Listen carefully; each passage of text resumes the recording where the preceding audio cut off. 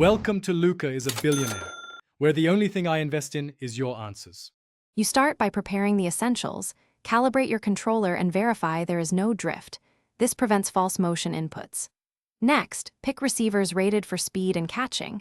Aim for 90 plus SBD and 85 plus CTH, because motion exploits separation and reliable hands.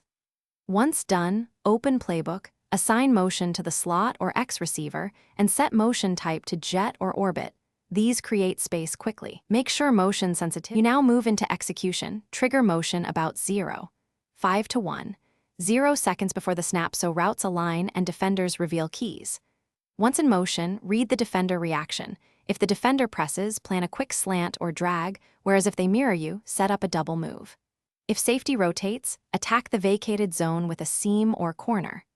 Also, assign hot routes to the motion receiver so you can convert reads into immediate completions.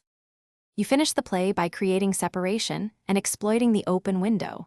Shotgun or pistol formations help preserve timing and give you clearer throwing lanes.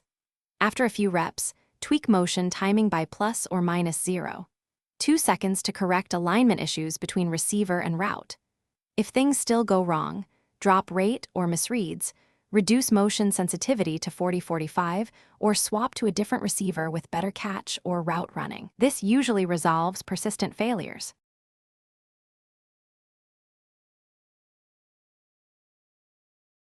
Thanks for watching and please subscribe. It's the best investment you'll ever make.